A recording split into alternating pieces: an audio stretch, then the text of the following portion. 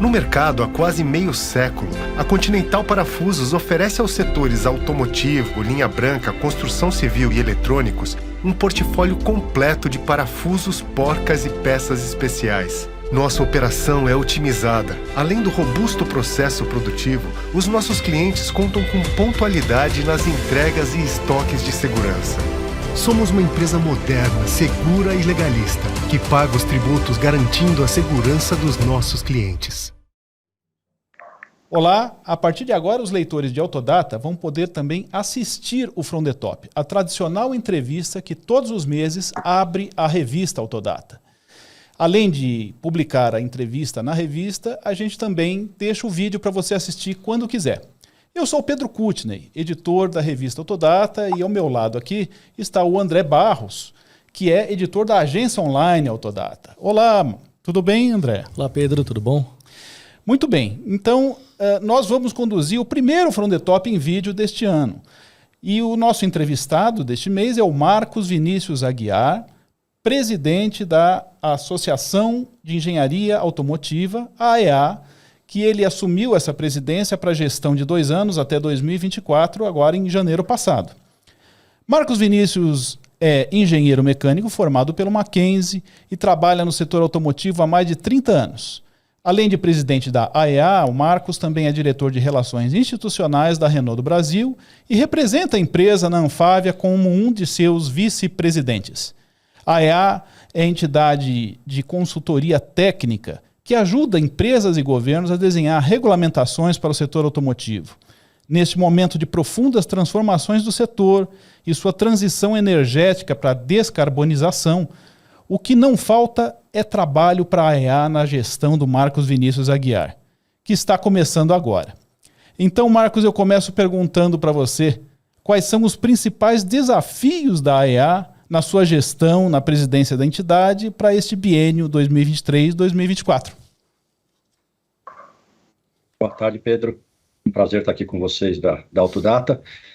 Falando da nova gestão, a nova gestão da AEA, nós temos aí 2 anos, né, que é a próxima gestão, então estamos comigo na presidência, tem o Everton na vice-presidência e uma diretoria que praticamente é a mesma diretoria que o Botelho, o nosso ex-presidente, teve nos últimos 4 anos.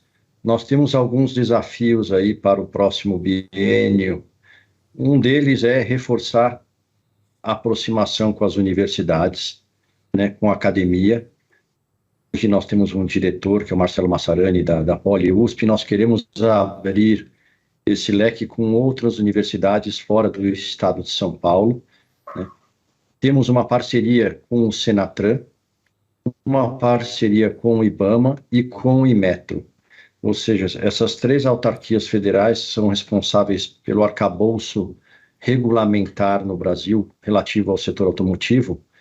Então, uma aproximação e tornar a mais, vamos dizer, como centro de desenvolvimento de regulamentações é o nosso objetivo, tá?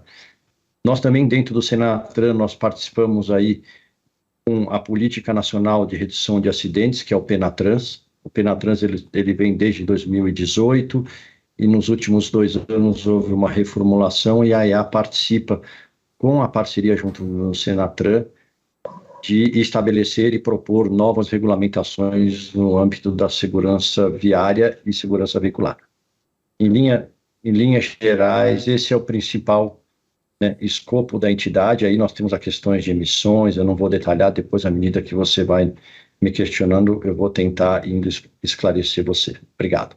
Olá, Marcos. Olá, leitores e espectadores de Autodata. Queria falar um pouquinho sobre o 2º ciclo do Rota 2030, né? As discussões das regras estão acontecendo com o governo, e a minha pergunta é como é que a AEA deve contribuir com essas discussões? Perfeito. As discussões com o governo, elas começaram já desde o ano passado, com o corpo técnico do governo, vão continuar agora no primeiro semestre desse ano, porque nós acreditamos que o governo deve publicar a segunda fase do Rota ainda no primeiro semestre de 2023. Nós temos 3 grandes pilares onde a AEA contribuiu e contribui junto ao governo. Um dos pilares é a eficiência energética, as metas de eficiência energética, e aí você tem toda a regulamentação, seja a regulamentação de como chegar na eficiência, tem a questão de segurança veicular, porque o programa Rota 2030, ele dá bônus para as montadoras que colocam features e sistemas de segurança nos veículos. Então, você tem uma fase A, B e C, que você coloca o que é obrigatório e à medida que você vai antecipando, você também tem que colocar esses itens de segurança em parte da sua gama para cumprir com os requisitos. E a terceira parte, que é a parte de P&D, pesquisa e desenvolvimento, onde a EA também trabalhou na fase anterior e trabalha com o governo, né, para essa nova fase, no sentido de estabelecer o que precisa ser desenvolvido no país no tocante à pesquisa e desenvolvimento. Então, esses 3 pilares nós estamos trabalhando junto com o governo, com a Margarete Gandini e agora com a equipe dela que continua, para que a gente possa chegar e contribuir, ainda agora no primeiro semestre, com a Rota 2030, fase 2. Marcos, complementando essa pergunta, né, a gente sabe, como eu já disse aqui na abertura, que a EA serve de braço de consultoria técnica, né, para a construção de regulamentações e legislações, né?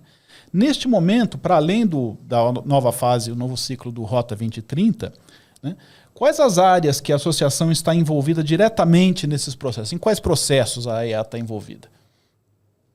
Tá, vamos lá. A IAT, ela é composta de uma diretoria, embaixo de cada diretoria ela tem uma série de comissões técnicas. Algumas comissões são permanentes e nós temos, às vezes, alguns grupos de trabalho que, em função da demanda do governo, esse grupo ele é temporário, ele faz o trabalho e finaliza. Vou te dar alguns exemplos aqui rapidamente. Por exemplo, você tem o GT, Grupo de Trabalho Gasolina e Etanol. Aí você tem revisão de resolução da ANP, ou seja, requisitos técnicos desses combustíveis. Tem a questão de testes com enxofre sobre a gasolina, tem as dificuldades de aquisição para gasolina de homologação, porque eu não sei se vocês sabem, a gasolina de homologação ela é distinta da gasolina, né, que vai no campo, ela tem 22% de etanol. Tem a gasolina do futuro, é uma discussão que nós estamos fazendo também junto com a ANP e com o governo. O que vai ser o combustível do futuro? Ele vai ser sintético, não vai? Na questão da eletromobilidade, nós temos aí o status de veículos elétricos, né? Então tem toda a discussão, a EA está preparando uma cartilha de desmistificar alguns itens a respeito dos veículos elétricos, ou seja, perguntas e respostas para deixar claro para a sociedade. Tem um GT que trata sobre sistemas de armazenamento de energia, tem um GT de tecnologias de powertrain e o outro de eletrificação. Isso dentro da área de eletromobilidade. Aí você entra para a questão de emissões de pesados, você tem os critérios da CONAMA 490, que é a categoria do veículo, do Real Drive Emission, você tem a verificação de contador de partículas, tem a legislação do Confrota, que é para redução de CO2, tem os testes de NOx, aí você depois vai para hidrogênio. Temos uma célula dentro da EA que vai tratar o que vai ser tratado com hidrogênio. Célula de combustível, o projeto de lei que vai misturar o hidrogênio com gás natural, tem a questão da célula de combustível. Outro tema que também é tratado de forma permanente é a questão dos lubrificantes. Então, vocês têm normas sobre óleos, lubrificantes, outros tipos de lubrificantes no veículo que a EA participa. Tem a lista de todos os lubrificantes que são utilizados, qual é a nova tecnologia para esse tipo, os fluidos também para veículos elétricos, né? Palestras, vamos tratar também de OBD, tem a questão de manufatura é importante porque a manufatura tem até o desafio, a EA de manufatura, você tem uma portaria de 2022 que trata da questão, tem o Rota Fase 2, o Rota 2030, o ciclo 2, que aí entra toda a questão de pesquisa e desenvolvimento, reciclagem veicular, nós temos uma cartilha de veículos elétricos e baterias, de como você vai reciclar esse veículo, como você vai dar o fim de vida para esse veículo elétrico, né?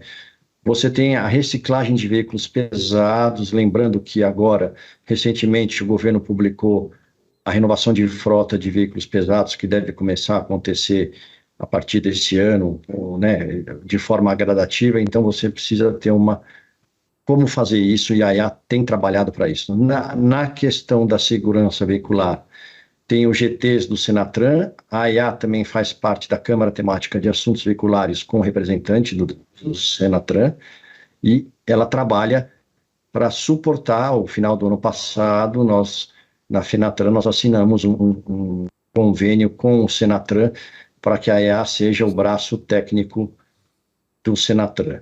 Tem o GT Made in Brasil, eu não tenho todos os dados aqui, mas aí você tem a questão de alumínio, você tem a questão de rádio, aumento da produtividade na cadeia automotiva, pequenas empresas, tudo isso aí está dentro desse GT. Tem o GT de emissões evaporativas, onde a gente tem a instrução normativa, tem os créditos do L8 que estão sendo discutidos, tem calibração, eletromobilidade, infraestrutura, acessibilidade, ou seja, uma série de itens, praticamente todos os itens da cadeia automotiva, nós estamos discutindo de forma permanente ou por meio de grupos de trabalho dentro da EA, seja com montadoras, seja com fornecedores, academia e com o próprio governo, na área de segurança, na área de reciclagem e na área ambiental.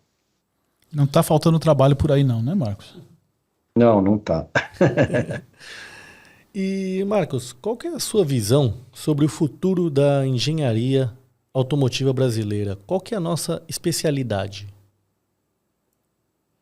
Eu acho que a gente já provou para o mundo a nossa, vamos dizer, peculiaridade e o que a gente tem para oferecer de melhor. O Brasil, quando a gente fala na questão de combustíveis e matriz energética, nós temos aí uma pluralidade de combustíveis que o mundo não tem, né? Então, a EA vai continuar desenvolvendo esse tipo de desenvolvimento de componentes para essa matriz energética. Então, nós temos o etanol de próxima geração, você tem as várias vertentes vamos dizer, matrizes para o biodiesel, você tem o HVO, que também é um combustível que você pode agregar ao diesel, até substituindo o biodiesel. Você tem uma série de itens aí que o Brasil tem expertise, seja para componentes, seja para o powertrain. Na questão do biocombustíveis, o Brasil, inclusive, no ano passado, teve uma troca de relacionamento com a Índia para tentar e começar a desenvolver para outros países a questão do uso do etanol, né? Alguns países da Europa, a própria Inglaterra já vem falando que vai aumentar o teor do etanol na gasolina, né? Nos Estados Unidos você tem um E85, mas a Alemanha agora, com o governo Lula recentemente, o chanceler alemão já discorreu sobre o uso e o aporte financeiro para esse tipo de tecnologia no Brasil. Então nós temos essa expertise e podemos aumentar o desenvolvimento e exportar essa tecnologia e esse know-how para outros países. Marcos, ainda nessa direção, fala-se muito aqui no Brasil de eletrificação de veículos produzidos por aqui e a maioria das apostas converge para os sistemas híbridos leves, aqueles com bateria de 48 volts, com motorização flexível, bicombustível, etanol, gasolina. Essa é, na sua opinião, de fato, a melhor alternativa para reduzir emissões na frota do país? Não necessariamente. Essa, Pedro, é uma das vias para se melhorar. Hoje a gente não pode escolher uma rota única. Por quê? Vamos lembrar que já tem montadora no Brasil produzindo veículos híbridos, né? Não são 48 volts, né? Nós temos a questão dos veículos híbridos plug-in, tem montadora desenvolvendo lá fora célula de combustível, já se fala de célula de combustível a etanol, o hidrogênio é uma outra vertente que está entrando no Brasil, nós já temos planta no Nordeste de hidrogênio. Então, falar em 48 volts como uma única rota, eu não acredito. Pode ser uma rota, mas não é uma rota exclusiva, porque cada montadora, dentro do seu sistema e do que ela tem de pesquisa e desenvolvimento, ela tem aí uma vasta um vasto campo de tecnologias que ela pode utilizar para reduzir os poluentes. E no Brasil, quando a gente fala, a palavra é descarbonização, né? A EA defende que a gente invista na descarbonização, e aí nós vamos combinar N tecnologias. Nós temos gás natural no Brasil, você vê algumas montadoras de pesados já têm caminhões, ônibus a gás natural, tem a questão dos próprios elétricos, né? Quando você fala em eletrificação, você tem a questão das frotas urbanas, né? Você pode eletrificar ônibus urbanos, você pode eletrificar veículos de entrega no país para fazer entregas fora. Pega São Paulo, por exemplo, uma zona de rodízio, é uma vantagem. Não quer dizer, o Brasil vai se eletrificar na totalidade, como que tem acontecido com a Europa e com a China. Tanto a China como o país, quanto o continente europeu, eles não têm essas matrizes energéticas que o Brasil tem, e que eu acredito que agora, com a questão ambiental sendo levada e olhada mundialmente, o Brasil vai ser foco no mundo inteiro do que nós temos e que nós podemos exportar como componentes e como motores. E vocês acham que vai ser preciso construir uma legislação específica para incentivar ou orientar a produção de veículos híbridos e elétricos aqui no país? Nós não acreditamos que, como já acontece com alguns países europeus, o governo brasileiro vai incentivar, por meio de taxas, o uso desse tipo de veículo. Eu acho que são veículos de segmentos, né? Você tem uma frota aí de mais de 40 milhões de veículos no Brasil, você não troca essa frota, então um veículo elétrico não vai competir com um veículo, seja ele a diesel, de ciclo diesel, seja ele de ciclo Otto. Ele vai complementar. Então, eu não acredito que precisa ter no Brasil um incentivo. O que não pode ter no Brasil é uma penalização, né? Então, a gente precisa, porque para você colocar um veículo dele, seja qualquer tecnologia, a gente precisa criar uma massa no Brasil de ter esses veículos na rua para que a gente possa viabilizar alguma produção nacional. Vamos lembrar o que aconteceu até no passado bem longe. Antigamente era tudo carburador, quando virou injeção eletrônica, depois veio outros sistemas no veículo, e a gente sempre achou, vai acabar. No nosso caso, veículos a combustão interna ainda tem uma vida longa no Brasil. Nós temos o veículo flex, que lá fora não tem. Temos o etanol, que é uma matriz brasileira, e eu acredito que isso ainda vai continuar por um longo período. Então, Marcos, o etanol ele vai seguir sendo assim de suma importância para a indústria automotiva nacional, né? O país deveria dar mais estímulos ao biocombustível, ou do jeito que está, você acredita que pode? Porque a gente vê o seguinte, nós temos 85% das vendas de veículos flex, mas a maior parte deles usa gasolina, né? Ou seja, nós temos um carro que pode queimar etanol, um biocombustível renovável, mas usamos mais gasolina do que etanol. Você acha que o país deveria dar mais estímulos ao biocombustível? Quando você falou, Pedro, em estímulos, eu acredito que é o que você colocou. Hoje não é competitivo para o consumidor brasileiro abastecer o carro dele com etanol, né? O preço do etanol, naquela matriz de 70%, ele não compensa. Então, quando a gente fala de descarbonizar o país, você está certo, a gente deveria incentivar o uso do etanol, né? Então, como isso vai ser feito, a gente não sabe ainda, porque tem a questão de produção do etanol, né? O quanto a gente precisa abastecer o país para que o consumidor também não fique na mão. Mas você está correto, se você tem um combustível, por que não abastecer com combustível que ele é mais limpo, e nós temos N estudos sobre isso, em estudos de engenharia, as montadoras, os fornecedores, basta ter uma vontade do governo de fazer esse incentivo do uso desse combustível. Legal. E, bom, a EA, como o Pedro frisou no começo, você também ressaltou nas suas respostas, é uma entidade técnica. E como entidade técnica, qual a sugestão que a EA daria para a evolução tecnológica dos veículos no Brasil, sem elevar tanto os custos e os preços? Você tocou num ponto que é muito complicado, porque o Brasil está inserido no panorama global, né? As regulamentações do Brasil, elas estão seguindo o que tem ocorrido no restante dos grandes mercados. Então, você pega a Europa, você pega os Estados Unidos, se você pegar a nossa legislação de emissões, né, você tem o nosso ciclo de emissões padrão americano nos veículos leves. Na questão de segurança, você tem todos os requisitos de segurança que tem nos Estados Unidos, na Europa. Tem uma discussão no Brasil, do Brasil aderir a regulamentos europeus e assinar pactos de aceitação. Então, não tem como nós ficarmos abaixo do que acontece, que vem desenvolvendo no restante do mundo.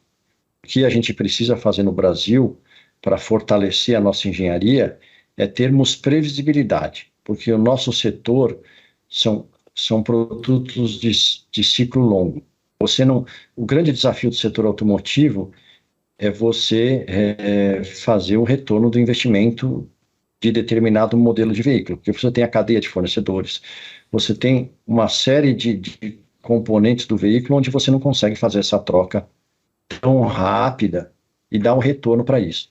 Então é importante que o Brasil siga o que está acontecendo lá fora, mas o que o Brasil precisa para a engenharia nacional é de previsibilidade.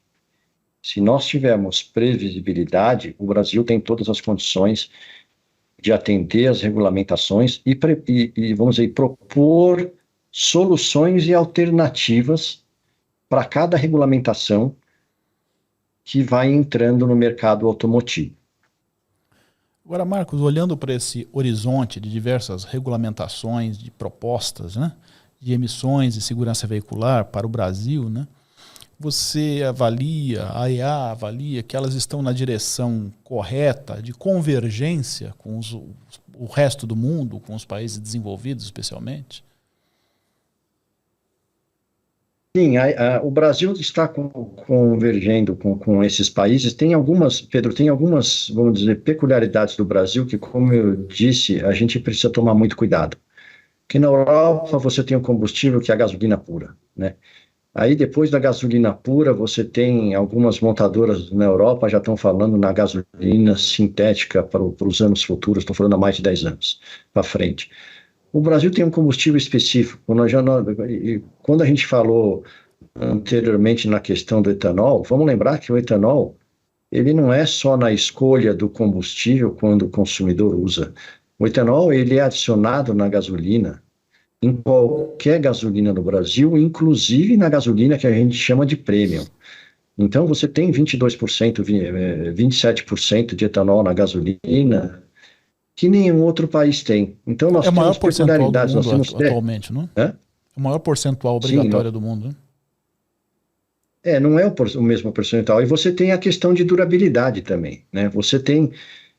Quando você trabalha só com gasolina pura, como alguns mercados, né, os demais mercados fora do Brasil, você tem a questão de emissões, você tem componentes, né, que desde a época que nós fizemos o pró-álcool lá atrás, nós tivemos que desenvolver no Brasil borrachas, polímeros e N componentes para que haja uma determinada durabilidade. Vamos lembrar que na fase do Procon VR7, a durabilidade de emissões mudou de 80 para 160 mil quilômetros, ou seja, a montadora e os fornecedores de componentes, eles têm que garantir que a gente chama de durabilidade de emissões com essa pluralidade de combustíveis que nós temos aqui, né? Porque você pode abastecer o seu carro com 100% de gasolina, você pode colocar etanol, você pode colocar meio a meio, depende, né? Fica a critério, porque o motor flex permite qualquer percentual e você tem que garantir que o seu veículo e os componentes desse veículo atendam às emissões e a durabilidade do veículo. Então, essa é a grande vantagem que o Brasil tem, a expertise que o Brasil tem nessa questão de biocombustíveis. Agora, Marcos, tem uma questão delicada aí adiante, numa próxima fase do Proconv para veículos leves, o L8. Existe uma limitação de emissões de NMOG, né? São os compostos orgânicos não metano, né? E eles geram ozônio na atmosfera baixa, que é prejudicial à saúde das pessoas, né?